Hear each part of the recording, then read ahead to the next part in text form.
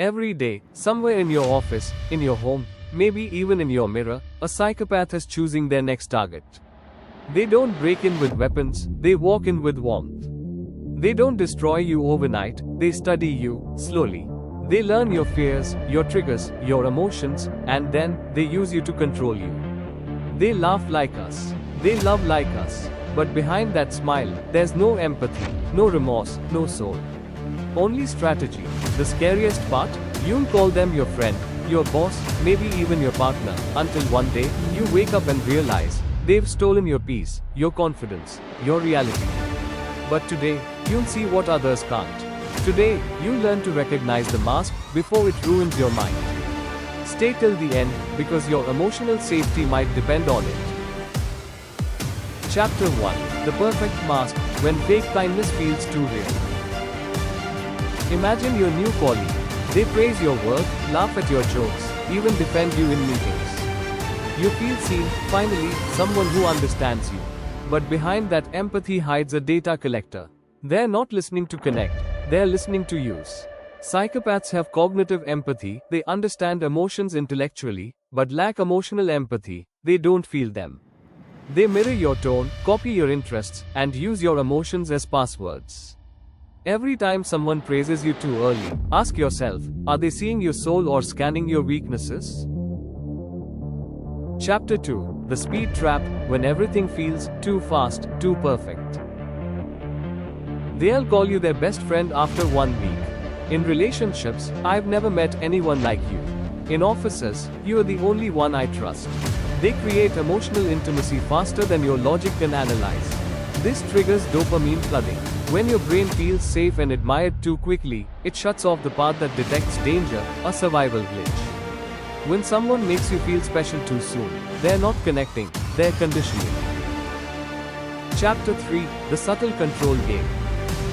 They'll ask for small favors, then slowly expect obedience. At work, can you stay late?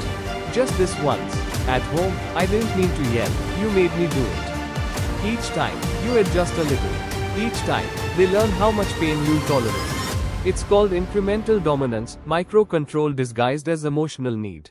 Psychopaths push boundaries slowly so your brain normalizes manipulation. Control never arrives wearing chains, it walks in holding flowers. Chapter 4. The Mirror Trick. You tell them about your dream, they share the same one. You mention your trauma, they've had the same pain. You love dogs, they always wanted one. It feels magical until you realize you've been talking to a reflection, not a person. This is called mirroring manipulation. Psychopaths mirror your identity to make you emotionally addicted to the version of yourself they project.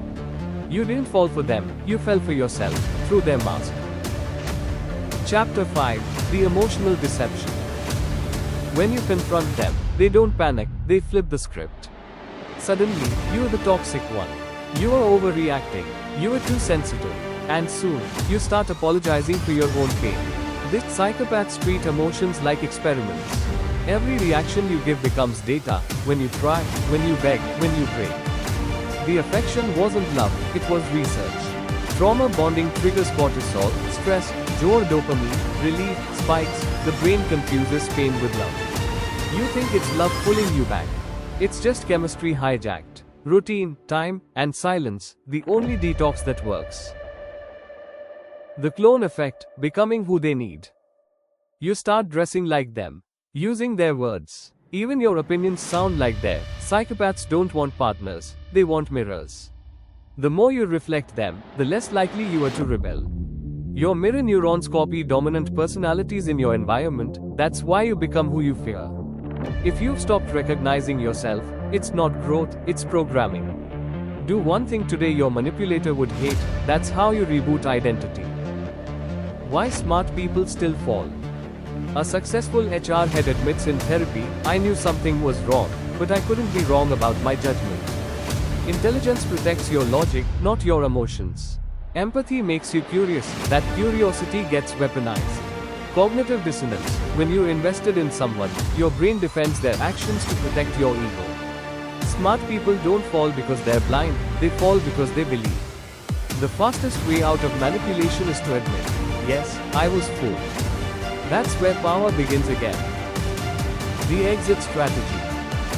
You start ignoring their messages. They panic, rage, threaten, then cry, then vanish again. Escaping a psychopath isn't dramatic, it's disciplined. They'll call you cold, ungrateful, dramatic. That means it's working. You're not abandoning them. You are saving yourself. Healing the mind they bent. Morning sunlight, coffee, journal, silence. You don't shake anymore when your phone buzzes. After months of mental warfare, peace feels foreign. But neuroplasticity proves your brain can rebuild safety. New neurons wire through repeated calm, music, journaling, nature rebuild emotional balance. You'll miss chaos at first because calm feels empty. But that emptiness is healing. Peace isn't boring, it's power. The final truth. You can't stop darkness from existing, but you can stop mistaking it for love. Share this video. Someone you know is still blaming themselves for a monster's choices. If you've ever said, maybe it's my fault, this video was made for you.